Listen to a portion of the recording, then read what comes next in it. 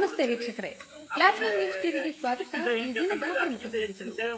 ಮತ್ತೊಮ್ಮೆ ಜೆಡಿಎಸ್ ಬೆಂಬಲಿತ ಬಮೂಲ್ ಅಭ್ಯರ್ಥಿಯಾಗಿ ಅವಕಾಶ ಕಲ್ಪಿಸಿತು. ಇರಿಗೇನಹಳ್ಳಿ ಶ್ರೀನಿವಾಸ್. ದೇವನಹಳ್ಳಿ ತಾಲೂಕಿನ ವೆಂಕಟಗಿರಿ ಕೋಟೆ ಗ್ರಾಮ ಸಮೀಪದ ಹಳ್ಳಿ ಮನೆಯಲ್ಲಿ ನಡೆದ ಬೆಂಗಳೂರು ಹಾಲು ಒಕ್ಕೂಟದ ನಿರ್ದೇಶಕರಾದ ಇರಿಗೇನಹಳ್ಳಿ ಶ್ರೀನಿವಾಸ್ ಪತ್ರಿಕಾಗೋಷ್ಠಿಯಲ್ಲಿ ಮಾತನಾಡಿದರು.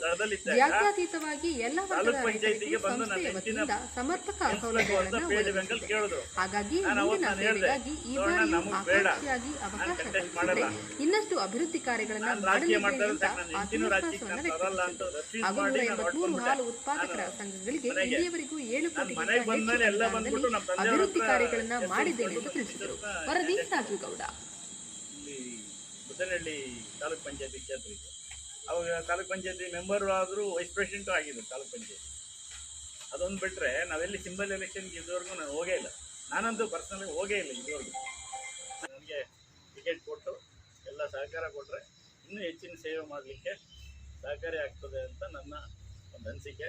ಇದರಲ್ಲೆಲ್ಲ ಪೂರ್ತಿ ಏನೇನು ಮಾಡಿದ್ದೀವಿ ಅಂತ, ಎಷ್ಟು ಹೊಸ ಬಿಲ್ಡಿಂಗ್ ಕಟ್ಟಿದ್ದೀವಿ, ಎಷ್ಟು ಎಕ್ಸ್ಟೆನ್ಷನ್ ಕಟ್ಟಿದ್ದೀವಿ, ಏನೇನು ಪೀಠೋಪಕರಣಕ್ಕೆ ಏನು ಮಾಡಿದ್ದೀವಿ, ಇನ್ಶೂರೆನ್ಸ್ ಇರ್ಬೋದು, ಮತ್ತೊಂದು ಇರ್ಬೋದು, ಮೆಡಿಕಲ್ ರಿಯಂಬರ್ಸ್ ಕೊಡ್ಸಿರೋದಿರ್ಬೋದು, ಆಮೇಲೆ ಏನೇನು ಅಂತ ಎಲ್ಲ ಸ್ವಲ್ಪ ಹೆಚ್ಚು ಕಡಿಮೆ ಅದೇ ನೂತನ ಕೇವಲ ಇನ್ನು 6 ಸಂಘ ಮಾತ್ರ ಕಟ್ಟಬೇಕಷ್ಟೇ ನಮ್ಮ ತಾಲೂಕಲ್ಲಿ. ಇನ್ನು ಬೇರೆ ತಾಲೂಕಿಗೆ ಕಂಪೇರ್ ಮಾಡಿದಾಗ ದೇವನಹಳ್ಳಿ ತಾಲೂಕು ಅತಿ ಹೆಚ್ಚು ಬಿಲ್ಡಿಂಗ್ಸ್ ಆಗಿದೆ. ಆ ಒಂದು ದಿಕ್ಕಲ್ಲಿ ನಾನು ಸಹ ಪ್ರಯತ್ನ ಮಾಡಿ ನಾನೇ ಖುದ್ದ ಸಂಘಗಳಿಗೆ ಭೇಟಿ ಕೊಟ್ಟು ಇಲ್ಲ ನೀವು ಬಿಲ್ಡಿಂಗ್ ಮಾಡಲೇಬೇಕು ಅನ್ನೋ ಒತ್ತಾಯ ಮಾಡಿ ಬಿಲ್ಡಿಂಗ್ಸ್ ಮಾಡಿಸಿರೋದು ಇದೆ. ಆಮೇಲೆ ಎಕ್ಸ್ಟೆನ್ಷನ್ ಬಿಲ್ಡಿಂಗ್ ವಿಸ್ತರಣಾ ಕಟ್ಟಡ ಅದು ಇವರ ಹಾಲು ಉತ್ಪಾದಕರ ಸಹಕಾರ ಸಂಘದಿಂದ ನನ್ನ ಒಂದು ಸಹಕಾರ ಕ್ಷೇತ್ರಕ್ಕೆ ಪದಾರ್ಪಣೆ ಮಾಡಿ ಇವತ್ತವರೆಗೂ ಸಹಕಾರಿ ಕ್ಷೇತ್ರದಲ್ಲಿ ಬಿಟ್ಟರೆ ನಾನು ಯಾವುದೇ ರಾಜಕೀಯ ಸಿಂಬಲ್ ಚುನಾವಣೆಗೆ ಇದುವರೆಗೂ ಸ್ಪರ್ಧೆ ಮಾಡಲಿಲ್ಲ. ನನಗೀಗ 64 ವರ್ಷ ಆಯಿತು. 65 ವರ್ಷಕ್ಕೆ ನಿನ್ನೆ ತಾನೇ ಪಾದಾರ್ಪಣೆ ಮಾಡಿದ್ದೀನಿ.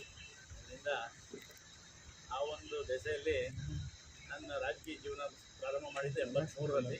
83ರಿಂದ ಸತತವಾಗಿ ಏನು ಬಿಜ್ವರ ಹಾಲು ಉತ್ಪಾದಕರ ಸಹಕಾರ ಸಂಘದ ನಿರ್ದೇಶಕನಾಗಿ ಕೆಲಸ ಮಾಡಿ, ನಮ್ಮ ಗ್ರಾಮದಲ್ಲೂ ಹಾಲು ಉತ್ಪಾದಕರ ಸಹಕಾರ ಸಂಘದ ನಿರ್ದೇಶಕನಾಗಿ ಸಾಕಷ್ಟು ವರ್ಷ ಕೆಲಸ ಮಾಡಿ, ತದನಂತರದಲ್ಲಿ ಬೆಂಗಳೂರು ಡೈರಿಯಲ್ಲಿ ಏನು ಚುನಾವಣೆ ಸ್ಪರ್ಧೆ ಮಾಡಲಿಕ್ಕೆ ಅಧ್ಯಕ್ಷ ಆಗಬೇಕು ಅನ್ನೋ ಒಂದೇ ಒಂದು ಕಾರಣಕ್ಕೋಸ್ಕರ ನಾನು ಊರಲ್ಲಿ ಅಧ್ಯಕ್ಷ, ಬೇರೆಯವ್ರನ್ನೇ ಅಧ್ಯಕ್ಷ ಮಾಡ್ಕೊಂಡು ಬಂದಿದ್ದೆ.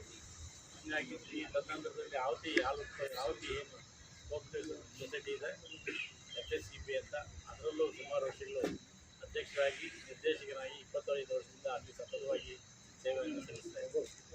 ಅದು ಬಿಟ್ಟರೆ ತಾಲೂಕು ಮಾರ್ಕೆಟಿಂಗ್ ಸೊಸೈಟಿಯಲ್ಲೂ ಸಹ ಅಧ್ಯಕ್ಷರಾಗಿ ಕೆಲಸ ಮಾಡಿದ್ದೀನಿ.